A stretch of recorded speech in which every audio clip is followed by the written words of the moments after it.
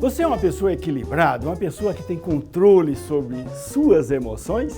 Pois é, inteligência emocional é o tema do programa Papo Dinâmico que começa agora.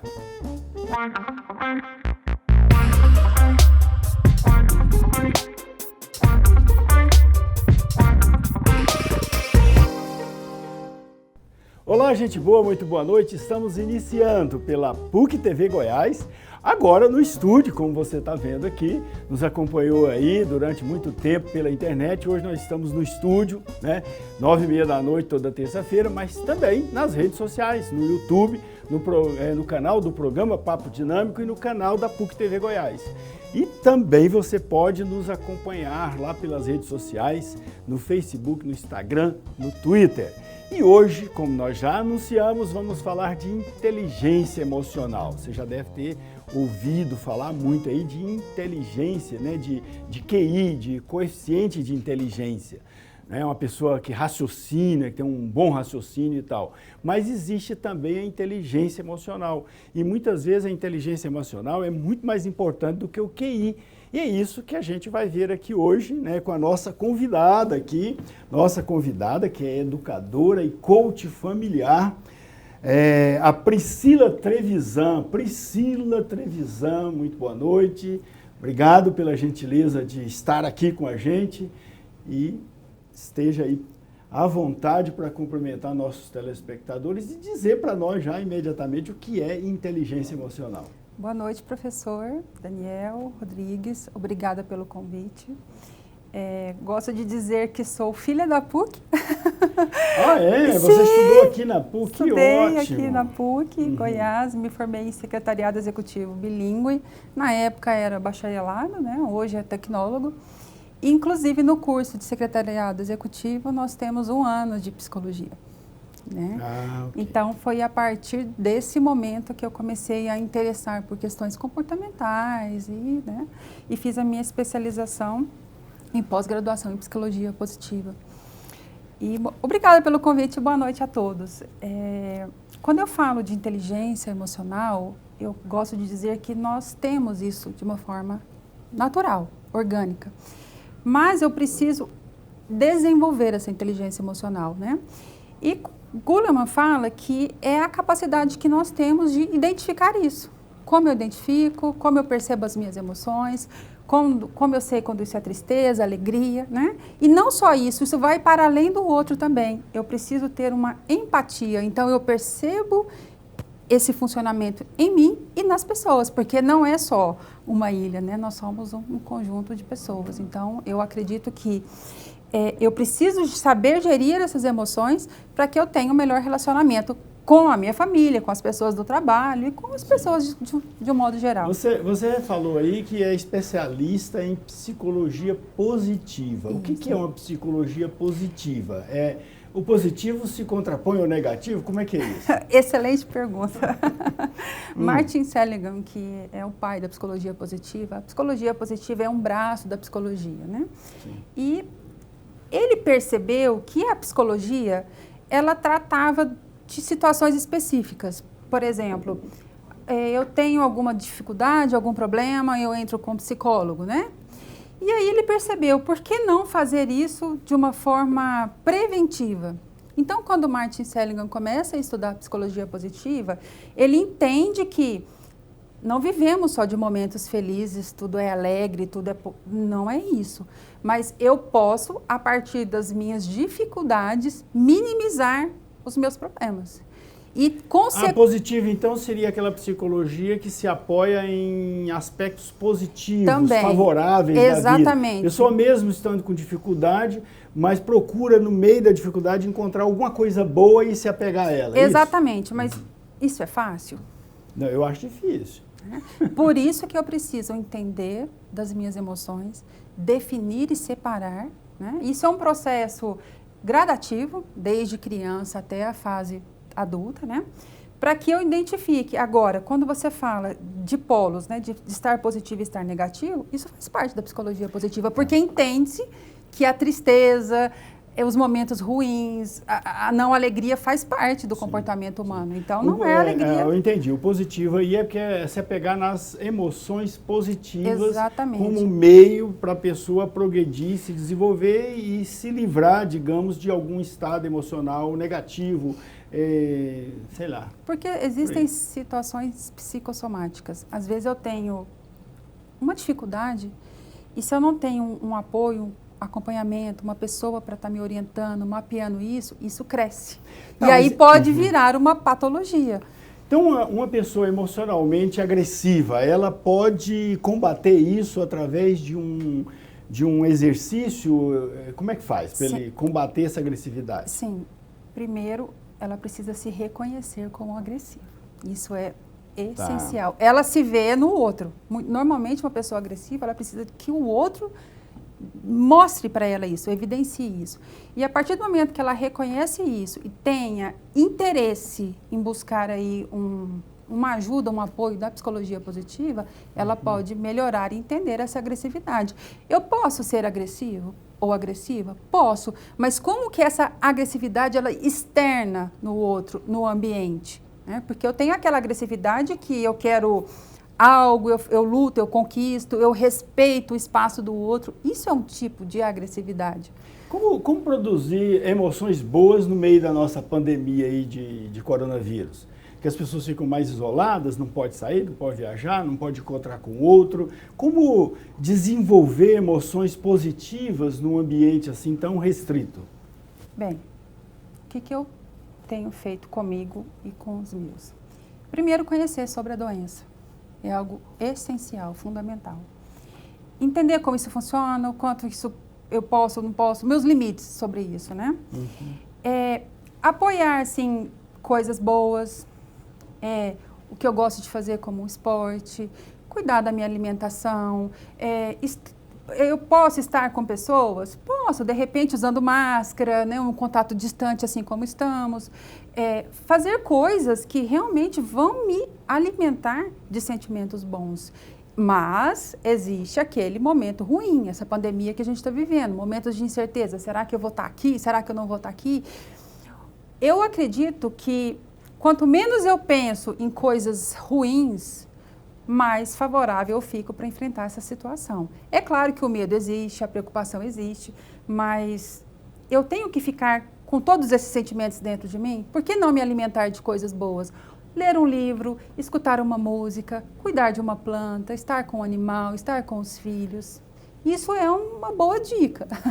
Uma pessoa com um QI bem desenvolvido Sim. É uma pessoa que raciocina, tem um bom raciocínio, desenvolve raciocínio com mais facilidade, consegue fazer cálculos, sei lá, fazer análises complexas e tal. E uma pessoa com inteligência emocional desenvolvida, qual é a característica dela?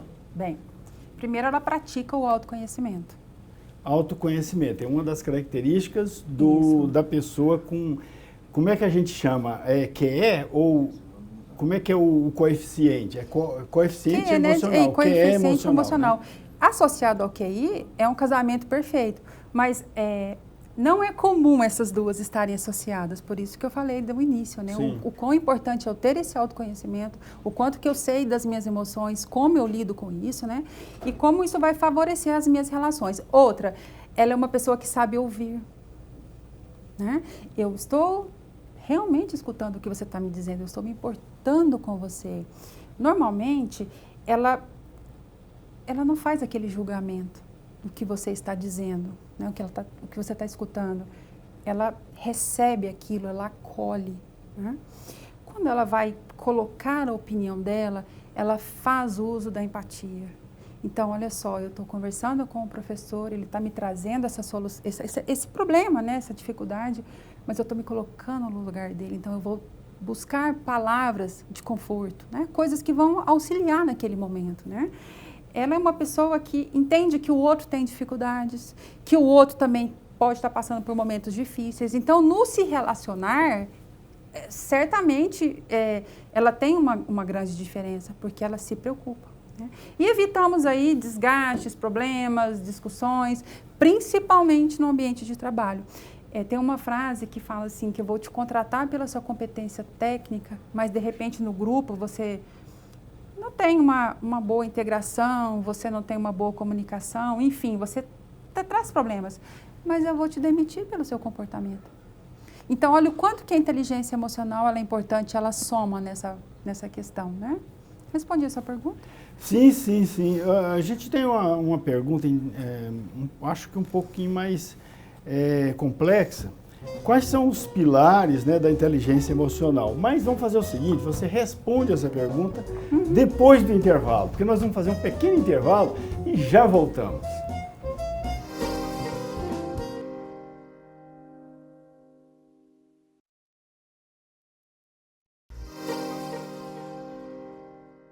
De volta com o programa Papo Dinâmico na PUC TV Goiás, toda terça-feira, 9h30 da noite. E no YouTube, no canal do programa Papo Dinâmico, no canal da PUC TV Goiás. E nas redes sociais tem lá o nosso perfil e você pode acompanhar a gente. Você pode ir lá, né, curtir lá as nossas mensagens. Tem muita coisa interessante lá que você pode curtir. Pode mandar a sua mensagem aqui para nós. Lá no YouTube você pode assistir aos programas todos, esse programa e outros tantos, né, que estão lá disponíveis para você. Mais de 100 programas disponíveis lá, né? Programas com temáticas diversas, com muitos temas. E não deixe de curtir os nossos programas, compartilhar com seus amigos. Também lá no perfil do programa Papo Dinâmico, você pode mandar mensagens aqui para nós, sugerindo temas ou nomes de palestrantes, né, de convidados, entrevistados que possam comparecer aqui e também dar seu recado, né, para você. E você mesmo pode participar também, tá bom? Queremos a participação de todos quantos quiserem e puderem participar aqui do Papo Dinâmico. Hoje nós estamos falando de inteligência emocional. É muito comum a gente falar de QI, que é o coeficiente de inteligência, que é a pessoa que raciocina bem. Mas tem muita gente que raciocina muito bem e não tem um equilíbrio emocional. Eu conheço muita gente muito inteligente, mas é extremamente estúpida do ponto de vista da delicadeza, da gentileza, da diplomacia. Não tem equilíbrio emocional, certo? E é isso que nós estamos falando hoje, das pessoas que têm um bom desenvolvimento de inteligência emocional. E quais são as condições, os meios pelos quais a pessoa pode chegar a esse nível, né, de ter um equilíbrio emocional. Isso é, ter controle sobre suas emoções. E nós estamos debatendo este tema aqui com a psicóloga, secretária executiva bilíngue, que é a Priscila Trevisan, ela que é estudiosa de Daniel Goleman. Sim. Daniel Goleman, quem é Daniel Goleman? Ele é um psicólogo, jornalista, né? Hoje eu acredito que ele está com seus 75 anos. Esse livro dele aí, cadê o livro? Mostra aí para nós, Inteligência Emocional. Esse livro, quando saiu, fez muito sucesso, né? Isso, e eu A primeira edição, se não me engano, foi 1980 e pouco. E aí eu gosto de falar que é uma leitura bem simples, embora é um livro de 300 e tantas páginas, né? Eles têm assuntos bem interessantes. Então, para quem quer começar sobre o assunto da inteligência emocional, entender um pouquinho, de uma forma bem clara. Para inteligência, para o QI, né, o coeficiente de inteligência, eu tenho como fazer um teste e saber qual é o meu QI. Sim. Para o QE, é possível, o coeficiente emocional, é possível fazer teste também? É possível, mas não de uma forma, assim... Não é tão matemático? Não é tão matemático, porque entende-se que, como eu te falei, a gente pode começar a trabalhar a inteligência emocional desde a infância. Nas fases da minha vida, eu vou tendo conhecimentos que vão agregar isso. Mas sim, existem testes para ver como é que está. Né? Se eu conheço as emoções, como eu lido com as emoções, com os meus sentimentos quando eu estou com raiva, quando eu estou ansioso, né? Quando eu estou depressivo. Então, isso tem... Quais são os pilares da inteligência emocional? Bem, conhecer as suas próprias emoções, saber lidar com elas, né? Reconhecer isso é de extrema importância. A automotivação, a empatia, o autoconhecimento são alguns dos pilares. Mas como é que eu desenvolvo o autoconhecimento?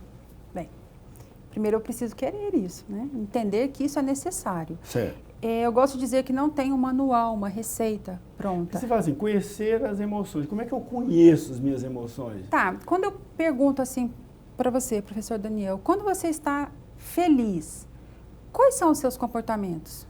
Quando o senhor está feliz, quais são os seus comportamentos? A felicidade em si não é uma emoção, não? Não. Não? Quando você está feliz, Estou feliz. quais são os seus comportamentos? Tá, vamos fazer um trabalho de coach aqui agora. Não, produção. não, é só uma pergunta, sempre Tá trabalho bom. de coach. Quando eu estou feliz, sei lá, eu estou feliz, estou comemorando um gol do Goiás, que faz tempo então que eu não estou feliz, porque faz tempo que o Goiás não faz gol. Mas... Tá bom, tudo bem que eu sou vila, mas vamos que vamos. Mas o que acontece com o seu corpo? Você tem conhecimento disso? Já parou para pensar nisso? Quando você está feliz, como o seu corpo fica? Geralmente, como fica... quando eu estou feliz, eu fico mais quieto, eu sou menos, como é que eu diria? Eu fico mais extrovertido, claro. Certo. Né? Fico mais extrovertido, mas eu não me extravaso assim, né? Por exemplo, Goiás faz um gol, por exemplo, eu comemoro na hora do gol, mas depois fico tranquilo, não fico ali agitado, certo? Eu tenho um jeito de curtir a felicidade, assim. De forma mais demorada, digamos assim. Certo. E quando você está com raiva? Quando eu estou com raiva, dá vontade de chutar as coisas, mas não chuto, não. Eu procuro me recolher para evitar, não sei, às vezes eu posso explodir, né? Sim. Sim, mas é muito raro. Já na minha vida eu explodi 2 vezes. Olha só, o quanto que é importante essa questão, principalmente da raiva. Da alegria, tudo bem. Eu posso extravasar, posso às vezes pular, quebrar algum objeto que não é meu, né? Tá lá no time de futebol, às vezes eu esbarro uma pessoa, machuco. Então, não vamos falar da felicidade, vamos falar da raiva. Eu tô naquele momento de fúria, a minha amígdala aqui encharca, eu fico cego e eu vou chutar alguém? Peraí. Isso é legal? Isso vai me trazer consequências? Só que isso acontece de uma forma tão rápida que nem sempre é possível pensar. Mas quando a gente vê no trânsito, por exemplo, as pessoas brigando. Às vezes uma pessoa de bem, uma pessoa de família, uma pessoa muito responsável, de repente comete uma besteira na rua, às vezes está armado, sai e começa a atirar, mata um e outro. Exatamente. Certo? Num momento de fúria ali. Mas quando eu tenho esse trabalho do autoconhecimento, que ele é um exercício diário, logo eu percebo e eu procuro uma melhor resposta para aquele momento. Porque se eu fui xingada e eu repito aquilo, quais são as consequências? Digamos que aquela pessoa não faz esse trabalho do autoconhecimento, inteligência emocional, isso para ela não importa. Mas eu tenho isso comigo. Então eu entendo que eu preciso usar esse conhecimento nessa situação. E aí eu evito problemas maiores. Eu entendo dessa forma. Crianças que brigam na escola é uma coisa que é muito comum. Trabalhar com essa questão da raiva com as crianças na escola é um excelente exercício. Porque além... Como é que eu desenvolvo a empatia, que é um outro pilar que você numerou? Tá. Empatia, eu me coloco no lugar do outro, mas mais que isso, eu preciso tentar sentir o que o outro sente. Isso não é possível, né? Mas a partir do momento que eu desenvolvo a empatia, que eu penso que ele é um ser humano como eu, que ele tem problemas como eu, que ele é mãe como eu, vó, enfim, eu começo a entender um pouco essa situação dele. Então eu me coloco no lugar dele. Fala-se muito em empatia, né? Teve uma época que essa palavra era uma moda, mas é um exercício um tanto quanto desafiador. Certo. Como é que por exemplo, você... liderança, né? Capacidade de liderar, como é que eu desenvolvo essa capacidade de liderar? Em qual sentido? Eu não compreendo. Liderar equipes, por exemplo, porque um dos pilares seria, por exemplo, aumentar a sua capacidade de liderança, né? Que tem a ver com empatia e tal. Como é que a pessoa pode desenvolver isso? Bem, vamos falar agora de um ambiente organizacional, né? Normalmente o líder, ele precisa ter essa questão da inteligência emocional muito bem aflorada e desenvolvida, né? Porque ele vai trabalhar com diversas pessoas de diferentes personalidades e comportamentos. Eu posso te responder que através da empatia também ele consegue desenvolver essa liderança. A minha preocupação é assim, por exemplo, você é uma educadora familiar, uma coach. Então, alguém resolve te contratar para ajudá-lo, né, a melhorar nesses aspectos, melhorar a sua inteligência emocional. Como você procede para que ele vai melhorar isso? É só dando conselhos para ele ou existe algum exercício, alguma prática que ele possa exercendo, adquirir essas habilidades ou essas características ou esses pilares da inteligência emocional? Excelente pergunta, professor Daniel. Uhum. Como isso começa? Eu preciso entender a dinâmica dessa família. Né? É um exercício de Não existe exercícios padrão. Cada caso é um caso. Cada caso é um caso. Existem, sim, ferramentas, diretrizes, certo. Mas é legal que o profissional tenha essa percepção. Por quê? Sim. Quando eu vejo tudo muito pronto, faça isso, faça aquilo, aplica isso, faz isso, eu não acredito que esse resultado é para todos. Então, quando eu entro num processo familiar, tenho a possibilidade de conhecer cada membro daquela família, volta aquele exercício de escutar na essência, né? Eu posso desenvolver ali um trabalho totalmente único para eles, baseado, né, nas ferramentas. Entendi. Cada caso é um caso, tem que ser avaliado, analisado, diagnosticado para saber qual o tratamento. Isso. Tá certo. Isso vai muito ao encontro do Saint-Exupéry, que diz que cada pessoa é única e nenhum substitui a outra. Daqui a pouquinho a gente volta. Só um pequeno intervalo.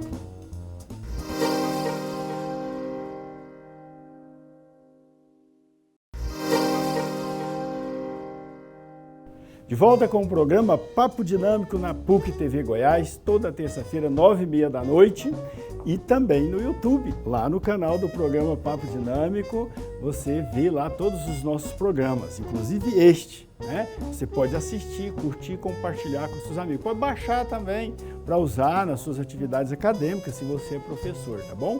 E lá nas redes sociais, no Instagram, no Facebook, no Twitter, também estamos lá, você pode ir lá e curtir o nosso programa, tá bom? E hoje estamos aqui falando de inteligência emocional com a coach e educadora familiar Priscila Trevisan. Priscila, autoconfiança é um dos grandes desafios do mundo moderno. As pessoas hoje estão muito pouco confiantes. Bem, eu percebo, né, de acordo com a minha atividade, com as pessoas que eu me relaciono, de um modo geral, não generalizando, tá, professor? Que sim, essa autoconfiança está bem alta. E quando eu começo a questionar, né, em relação a essa questão, existem diversas informações chegando por diversos recursos, né? O smartphone, internet, fake news, notícias boas, enfim. Então, isso é um assunto que, às vezes, me chama muito a atenção. Porque eu preciso ter o cuidado, né? E, às vezes, essa autoconfiança, ela faz com que eu perca as razões, né? Então, eu tenho observado muito isso. A autoconfiança não é necessariamente uma boa coisa, que a pessoa pode ter autoconfiança sobre bases frágeis. Exatamente. E aí eu volto na questão do autoconhecimento, né? Porque se eu acredito que eu tenho aquele domínio no assunto, eu consigo fazer, realizar aquilo, é uma coisa. Durante a pandemia, muitos jovens vão para a balada com a autoconfiança de que não vai se contaminar. Exatamente. Acaba se contaminando e contaminando a família e contaminando meio mundo. Exatamente. Né? E esse exemplo que o senhor traz é muito fato, muito real.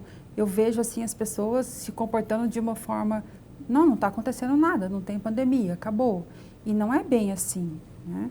Perfeito, perfeito.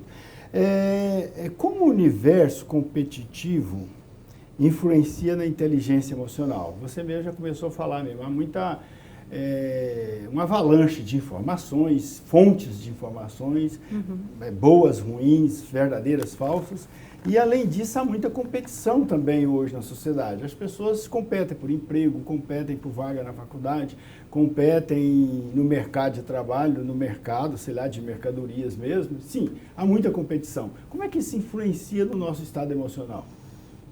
Competem em casa também, entre si. Exatamente. Isso é gravíssimo. Bem, isso me traz, talvez, uma ansiedade, isso me traz comportamentos agressivos, assim, de querer pensar que se o outro quer competir comigo, ele quer tomar o meu lugar, então eu vou me defender, né? E, às vezes, isso traz uma interpretação errônea, no sentido de o que é essa competitividade, até quando isso está influenciando ou não na minha vida, na minha carreira, na minha família, né? E, então, é um assunto assim que é até difícil comentar, porque cada pessoa tem um entendimento de competitividade, mas a pressão externa, as informações, a cobrança de ser o melhor nesse momento, ela está muito alta. Isso traz doenças emocionais, principalmente no ambiente empresarial, organizacional. Saindo do meio empresarial, organizacional e indo para o nível mais familiar, quando é que uma família precisaria de uma coach ou uma educadora familiar? Em que circunstâncias seria importante a contratação de uma coach familiar para ajudar a família a resolver alguns conflitos? Ótima pergunta. Quando ela perde a capacidade do diálogo, quando ela começa a usar de recursos de agressão, ameaças, quando ela não consegue mais se comunicar com o outro da família. Mas se a comunicação é vertical, tipo assim, a pessoa dominante na família, seja o homem ou a mulher, começa a ter um diálogo, mas um diálogo de ordem. Faça isso. Traz a cerveja para mim, faz a comida. Sabe? Isso, por muitas vezes, isso acontece há anos, né, décadas numa família. Isso não é bem um diálogo, né? É uma relação de subordinação. Mas eu entendo que quando isso acontece, cada um de nós temos um perfil predominante comportamental. E existe uma ferramenta muito legal de assessment que eu consigo pontuar isso. Então, normalmente, essas pessoas, elas são dominantes na sua fala. Para elas só existe esse modelo, porque isso já está aqui na mente dela. Isso pode ser moldado, melhorado, transformado. Mas na essência dela, ela vai ter esse autoritarismo, essa forma de se comunicar. Mas vamos lá, ela também tem o lado bom dela. Não é só essa autoridade, essa forma de falar, né, de mandar. Então, o trabalho de acompanhamento familiar é justamente fazer com que esse indivíduo perceba isso, não sou eu que vou falar para ele, tá? Ele vai se perceber através de boas perguntas. E se houver aí, por parte dele, um interesse de mudança, em transformação por um bem maior, que é um bom relacionamento da família, aí sim desenvolve um bom trabalho. E são exercícios. Isso não acontece no start, no clique, né? Não. É um trabalho de anos. Eu tenho 8 anos que eu venho estudando isso e ainda cometo falhas. Mas qual que é a diferença? Eu não me coloco na posição de vítima, né? Eu falo, isso aconteceu porque eu sou uma pessoa, sou um ser humano, mas eu posso fazer diferente. Então, eu tenho recursos para, né, para ser diferente. E uma grande parte das pessoas nem imagina que isso é possível. E quando eu falo de trabalho familiar, é muito gostoso, né? Porque às vezes, o que acontece? Tem um momento de todos juntos, eles nem se conhecem, não sabem qual que é a comida preferida do filho, qual que é o filme preferido do filho, sabe? As qualidades que ele tem. Aí você pergunta para o filho assim, nossa, fala de coisas boas do seu pai ou da sua mãe. Aí o filho fala, e eu gosto de escrever, às vezes o pai e a mãe até se emocionam, nossa, não sabia. Porque não foi permitida essa conversa, sabe? Então você faz assim, uma abertura, uma roda, para que realmente entre essa comunicação afetiva, amorosa. Entendi. Então, pode-se dizer que o grande fator assim, de desenvolvimento da inteligência emocional é o diálogo, é o relacionamento, é a convivência. Também. Conviver não é estar junto, conviver é compartilhar, de certo modo, experiências, valores, que mais? Respeito. Respeito. Né? Realmente, assim, se importar com o outro, contribuir com o outro.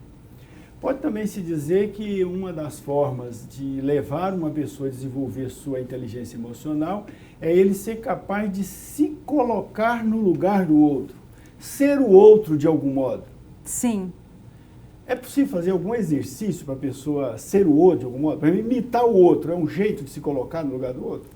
Sim, se a gente pudesse fazer um aqui de espelho, eu até gostaria. Muito interessante, eu fiz com uma turma de crianças com altas habilidades. É como se fosse um espelho. A gente poderia fazer aqui, assim, de longe? Uai, assim, porque eu não consigo entrar na sua mente, nem você na minha. Nós temos recursos, mecanismos de fazer isso ser verdade ou não. Mas tem uma brincadeira do espelho que funciona mais ou menos assim. Nós temos que manter a distância. É, claro, tudo Vamos fazer o seguinte, vamos fazer um pequeno intervalo, a musiquinha já está tocando, e a gente vai combinar aqui durante o intervalo como é que a gente vai fazer algum exercício para passar para você, tá bom? Daqui a pouquinho a gente volta.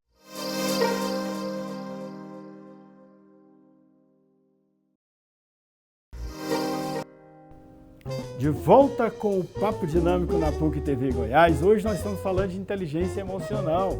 Esse papo todo, inteligência emocional, estamos debatendo com a psicóloga, coach e educadora familiar Priscila Trevisan. Então, Priscila, como é que é o exercício mesmo? Um exercício só, eu sei que você deve ter dezenas de exercícios para a pessoa desenvolver a sua inteligência emocional. Um aqui que a gente possa fazer sem se aproximar, porque nós temos que manter a distância aqui por causa da coronavírus. Certo. Agora, você é meu espelho, certo? Eu sou seu espelho, Isso. ok. Todos os movimentos... Então, você está com a mão nas pernas também. Quando eu falar valendo, a gente começa. Então, os movimentos que eu faço, você faz. E eu faço os movimentos que eu quiser. Tá. Certo? Nós temos quantos minutos para esse exercício? É só 10 minutos, mas nós não vamos ficar só 10 minutos fazendo esse exercício. Não, é bem rápido. Esse exercício tem que ser 2 minutos no máximo. Certo, então vamos lá. Uhum. O espelho é de carro.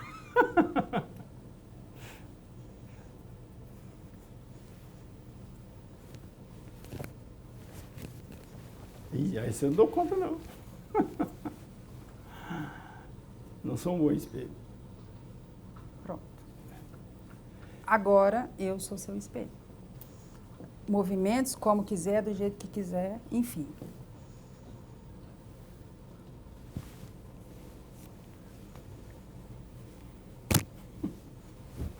Tá, nós não podemos continuar com Pronto, agora vamos lá. O tempo demora muito, mas o objetivo desse aqui é para a pessoa aprender a se colocar no lugar do outro. Deixa eu te fazer uma pergunta, professor. Como foi acompanhar os meus movimentos? Parece que eu escutei aí, tá difícil, se eu não consigo. Como é que foi isso?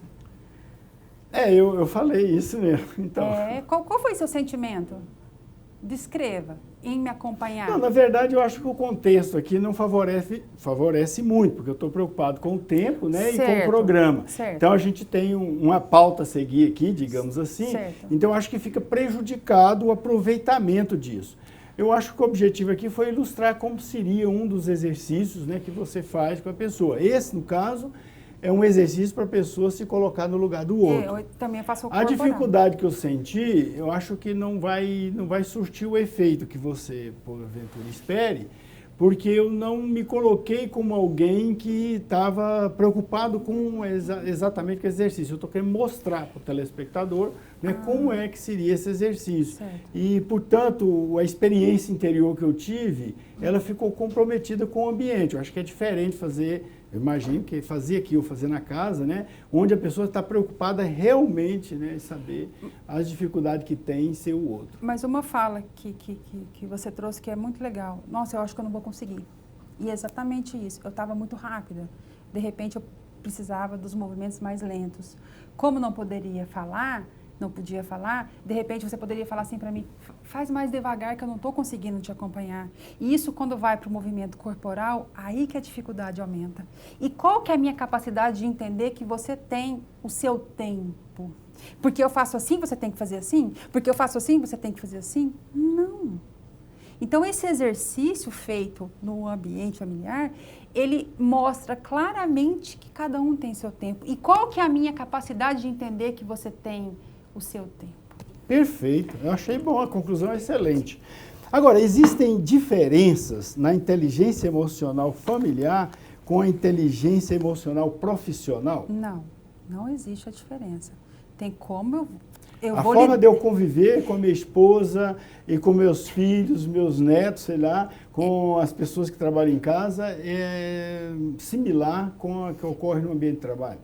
Olha só, se eu sou uma pessoa educada, eu tenho paciência, se eu sou uma pessoa que colaboro, na minha essência, certamente eu vou externar isso no meu ambiente de trabalho. Se eu não sou isso, eu não vou externar. Mas o que tem diferença? O momento da família e o momento do trabalho. Então, assim, são coisas que ao meu entender, isso não pode se misturar. Não posso tratar os entes da minha família, pode meus colegas assim, de trabalho. Uma pessoa de boa convivência familiar tende a ser também uma pessoa de boa convivência no ambiente de trabalho. Como eu respondi no começo. Ok. Sim. E o sucesso profissional, ele pode ser conseguido mediante um bom equilíbrio emocional? Sem dúvidas.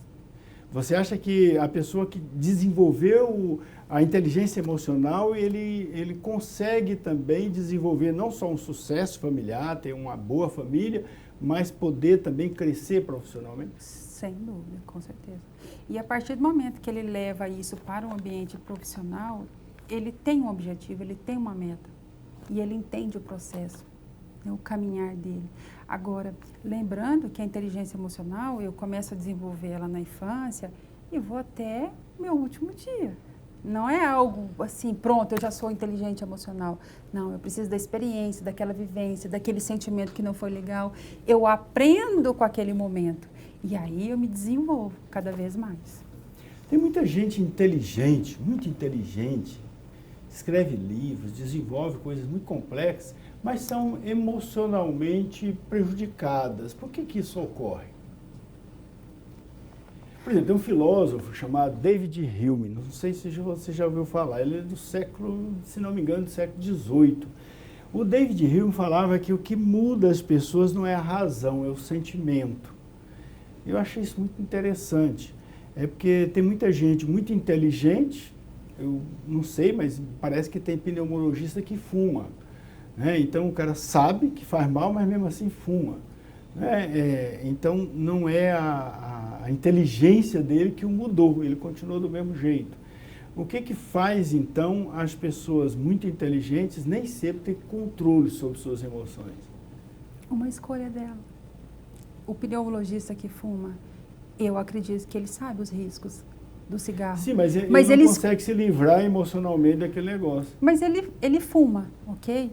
E eu acredito que ele sabe os males do cigarro. Mas ele tem esse direito de fumar. É estranho, é contraditório, mas eu vejo aquilo, de uma certa forma, ele é uma pessoa que tem uma dependência. Ele precisa entender isso, tratar isso. Agora, se ele escolhe fumar, que seja respeitada a vontade dele. É assim que uma pessoa que tem uma inteligência emocional desenvolvida, ela se comporta, porque ela não vai ficar no julgamento. Nossa, ele é médico pneumologista, ele fuma, que estranho.